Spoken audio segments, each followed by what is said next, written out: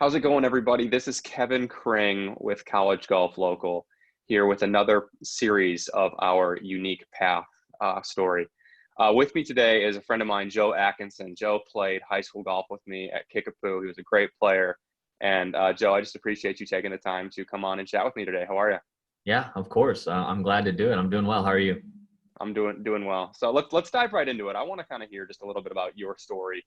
Um, Early in golf. When did you start competing? Why did you start competing? And kind of what was that kind of early path like for you?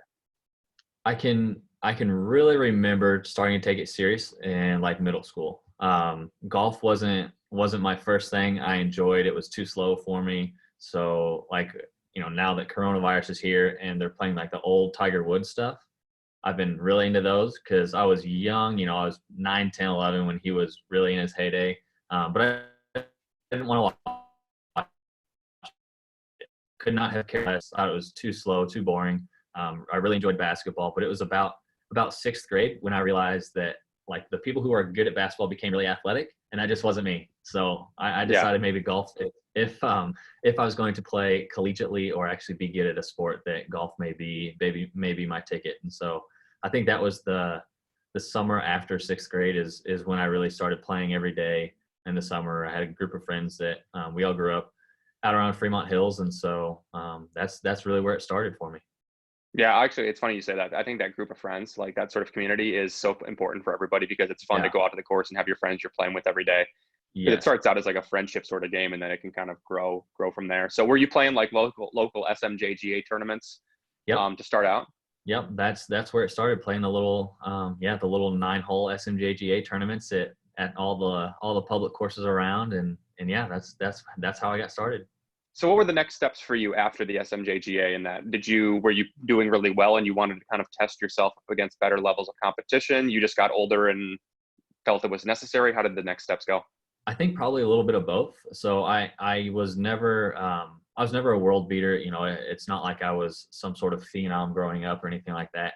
But I think it got to a point where I'd kind of phase out of the SMJGAs, and so you start looking into doing um, like the Missouri Golf Association stuff. So you start playing like the junior AMs and the junior stroke play, and they have a couple different junior events.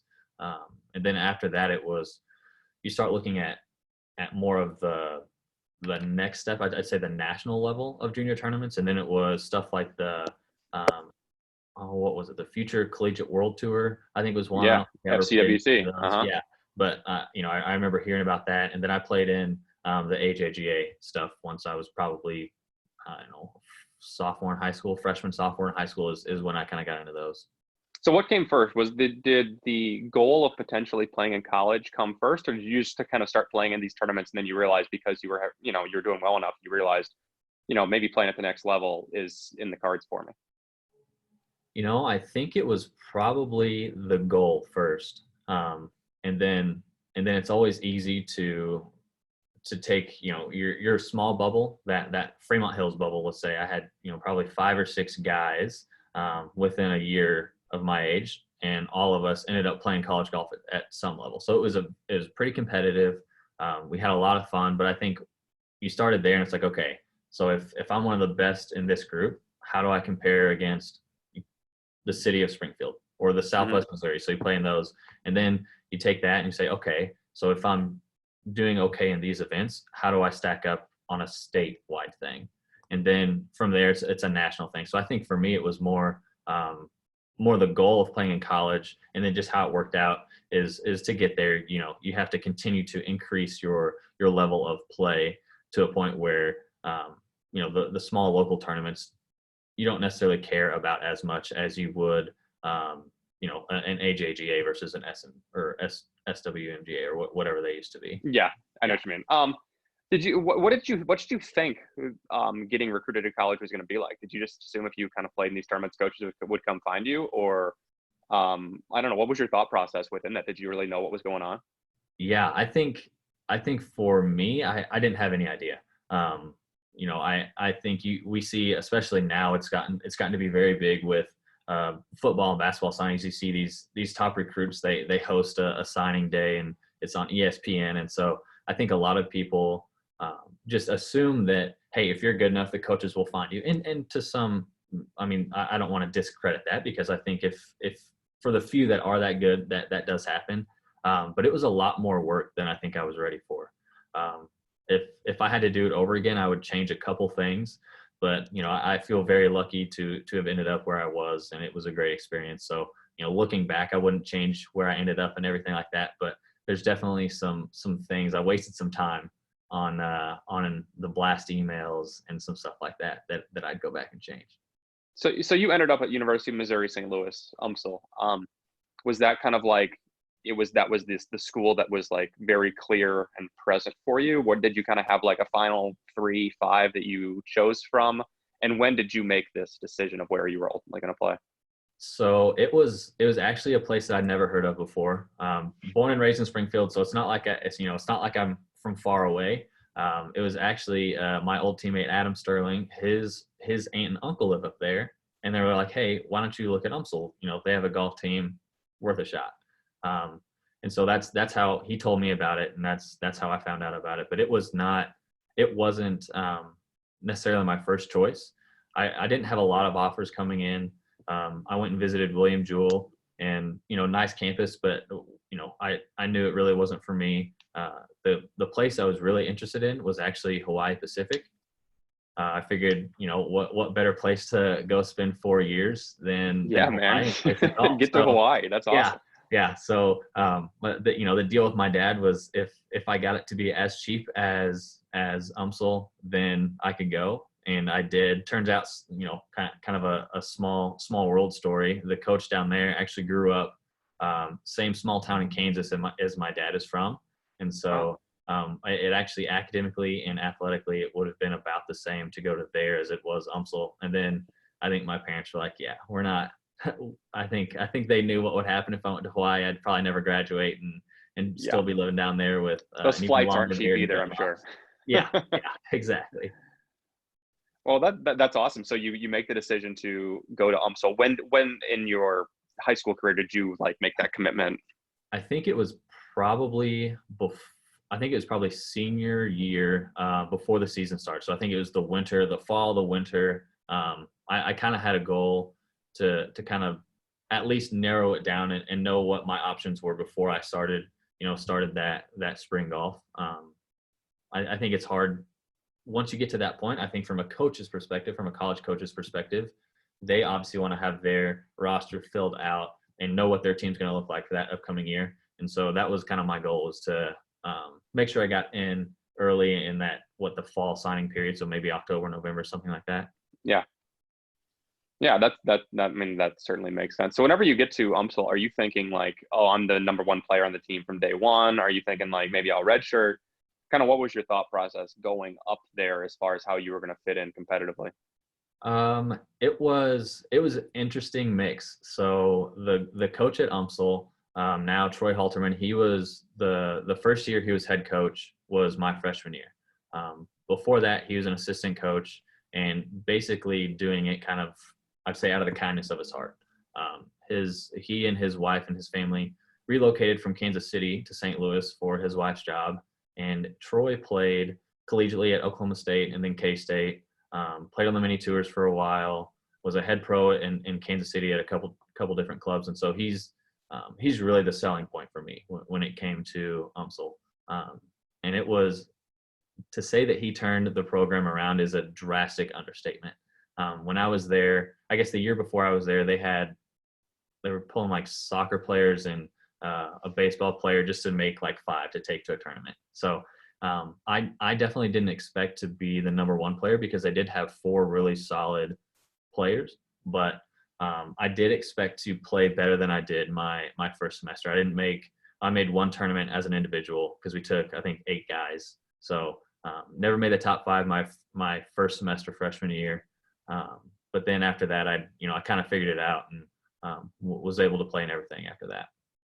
That's awesome. I know you ended up having a really nice career there, and even in summer events. I mean, you seem to get a lot better throughout whenever you probably started as a freshman versus whenever you finished up. Was there one thing you attributed to kind of your improvement?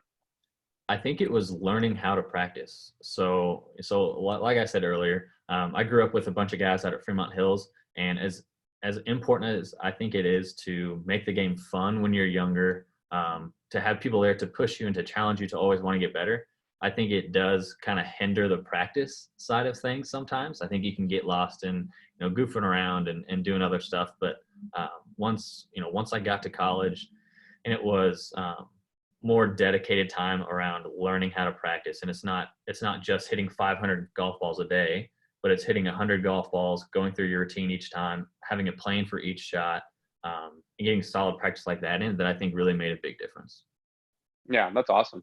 Well, Joe, this series and kind of college golf local in general is to help kids, like you would have been, goodness, 10 years ago. Yeah. Figure out kind of the process on what it takes to get to college. So is there any kind of things looking back that you would tell a younger version of yourself, or that you would tell a kid now, as far as just like the recruiting process, things that they should expect, things that, maybe you wish you did differently, just anything like that? I think the thing that kids don't know would be, if there's a spot for everybody to play college golf. I firmly believe that if you make good grades, and you're not going to cause any off the course issues, there's a place in the country that will take you. There are how many hundreds of schools that have, if not thousands of schools that have college golf programs, and whether you play Big 12 golf like you did, or you're at the Division II level like I am, there's Division III, there's NAIA, there's different levels of golf that I think everybody fits into. And I think that let me jump in and just also say, this is almost like a plug, but just looking through it, within 300 miles of Springfield, there are 141 college programs. So, that's driving distance. That's an easy drive, 141 programs. So you're absolutely right. There is a place for pretty much everybody who has the desire and the game and the character to do it. So yes. Sorry, go ahead. I tried to interrupt you with that. Well, that's great to know, because that is astounding. I had no idea it was that many. But that would be my really thing. If you are interested and you're serious about playing, there's a spot for you someplace. Whether that be a walk-on spot, or maybe you get a small scholarship. There's a spot for you, and you can always work your way into that top 5 or that scholarship if that's your goal. But as far as what to do, I would think the most important thing, looking back at it, is if I'm a coach, I want to watch kids play, and I want to watch their demeanor, not necessarily when they play good.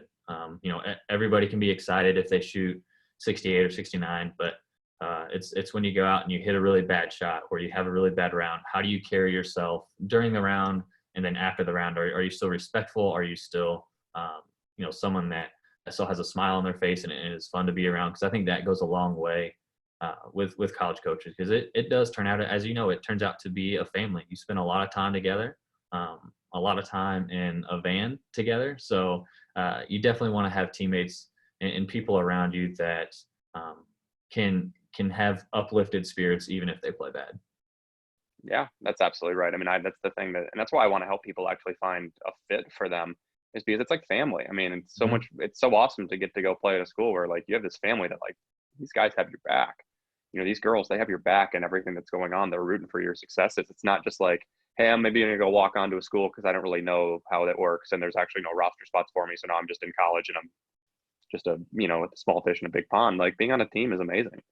So yeah. And I think a lot of times, going back off your small fish in a big pond thing, people have that desire to go Division I, and it's like Division I or bust.